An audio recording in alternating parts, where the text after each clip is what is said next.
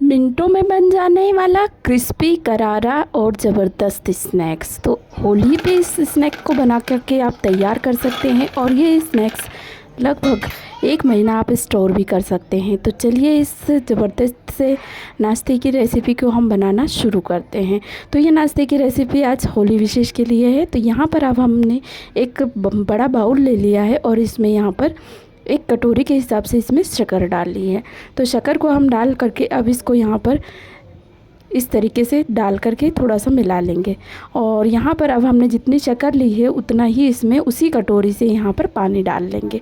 तो पानी को डाल करके अब क्या करना है, हमें यहाँ पर थोड़ा सा इसे मेल्ट जैसी होने लगेगी शक्कर हमारी, तब यहाँ पर हमने इलायची का लिया है 2-3 इलायचियों को क्रश करके, तो उसको इस तरीके से हमने डाल लिया है।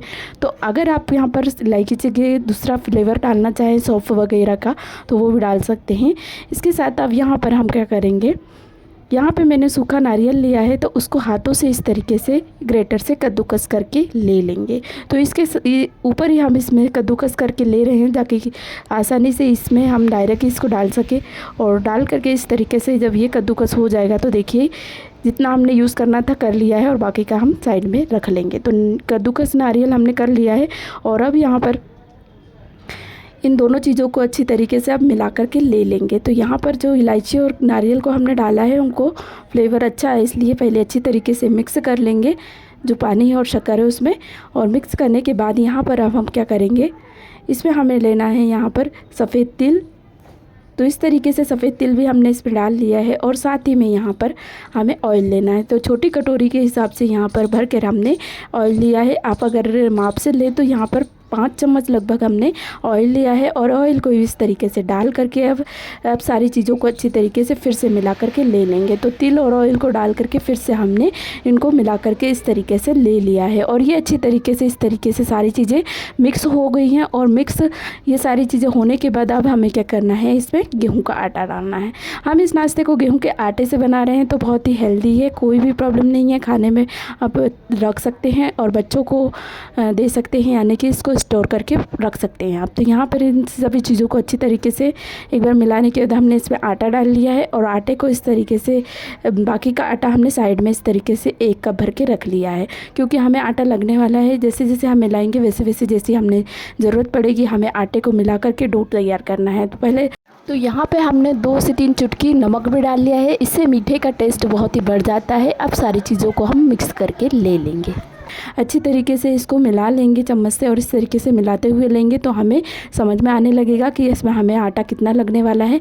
तो इस तरीके से मिलाते हुए हमें जो बचा हुआ आटा है उसको भी डाल करके फिर से इसको मिला करके ले लिया है। और इस तरीके से मिलाते हुए हमें ये लेने के बाद फिर से थोड़ा सा आटा मुझे लगा था तो इस तरीके से डो जब तक तैयार ना हो तब तक हमें आटे को मिलाकर इसमें इस तरीके से गूँथना है। आप तो हाथों से भी अच्छी तरीके से गूँथ लेंगे और हाथों से गूँथते हुए देखिए इस तरीके से ये डो बन करके तैयार होने लगेगा।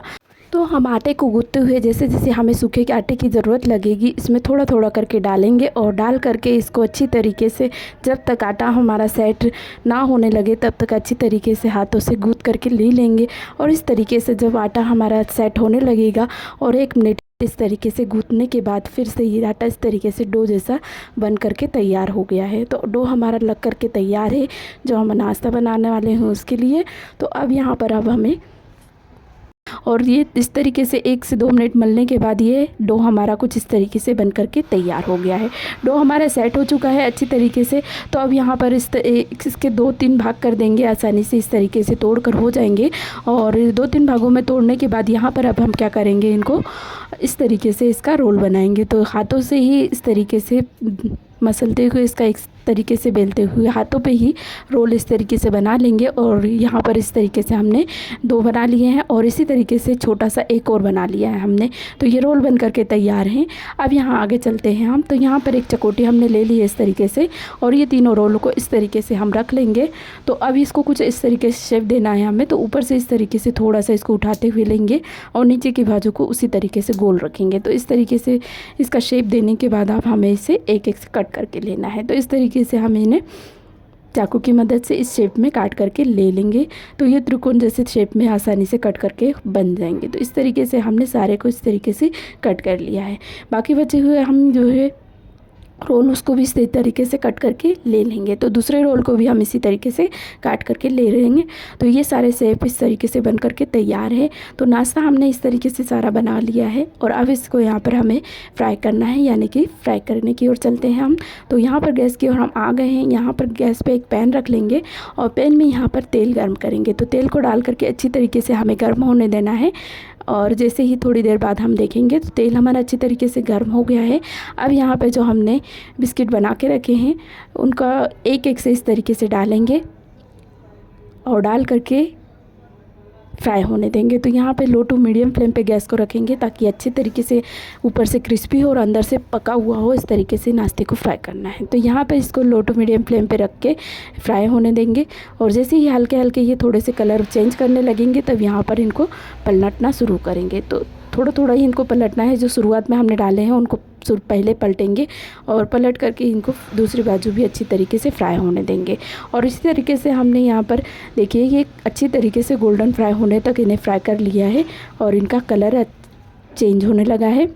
और 1 से 2 मिनट और फ्राई होने देंगे। इनको लो मीडियम फ्लेम पर रखेंगे अब। और ये देखिए एकदम से ही इसका कलर चेंज हो चुका है, पूरे सुनहरे कलर में आ चुके हैं हमारे बिस्किट। तो अब इनको यहाँ पर हम मोटे वाली जो चलनी वाला झारा होता है उसमें इस तरीके से निकाल कर आसानी से इसका एक्स्ट्रा ऑयल को निकाल लेंगे और यहाँ पर निकालने के बाद इसको प्लेट में या किसी गहरे बर्तन में इस तरीके से ट्रांसफ़र कर लेंगे। तो हमने इतना नाश्ता बना कर तैयार कर लिया है। अब इसी तरीके से दूसरे बैच को भी बना करके तैयार यहाँ पर करेंगे। तो एक से इस तरीके से तेल में छोड़ देंगे बिस्किट को जो हमने बनाया है उनको और इस तरीके से इनको लो टू मीडियम फ्लेम पर ही फ्राई करेंगे। तो अब यहाँ पर तेल अच्छी तरीके से गर्म भी हो चुका है। तो इस बैच को अच्छी तरीके से फ्राई हम कर लेंगे और यहाँ पर देखिए ये हल्के हल्के अपने आप ही कलर जब चेंज करने लगेगा इनका थोड़ा सा अलट पलट लेंगे और अलट पलट कर ये इस तरीके से आसानी से ये फ्राई हो जाएंगे। तो 2 से 3 मिनट में और फ्राई करेंगे तो अच्छी तरीके से ये गोल्डन फ्राई हो चुके हैं एकदम ब्राउन कलर में। तो इस तरीके से अब नाश्ता हमारा सारा बन चुका है। यहाँ हमने सारे नाश्ते को इसी तरीके से फ्राई करके तैयार कर लिया है और ये कम समय में मज़ेदार सा स्नैक्स बन के तैयार होता है और बच्चों को तो बहुत पसंद आने वाला है। तो होली के लिए खास इस स्नैक्स को बना के तैयार करें और बच्चों को एंजॉय कराएं। यानी कि होली के लिए बनाकर आप 1 महीने के लिए रख सकते हैं। बहुत ही कम समय में बनने वाला है और करारा क्रिस्पी मज़ेदार है। तो आप देख सकते हैं ये कितना करारा बना है इसकी आवाज़ से ही और खाने में उतना ही मज़ेदार है। तो यहाँ पे इस नाश्ते की रेसिपी अगर आपको अच्छी लगी हो तो प्लीज़ वीडियो को लाइक शेयर कमेंट करें और साथ ही में चैनल पे नए हो तो चैनल को सब्सक्राइब करके घंटी के बटन को भी दबा दें जिससे कि मेरी आने वाली रेसिपियों की नोटिफिकेशन आपको मिलती रहे।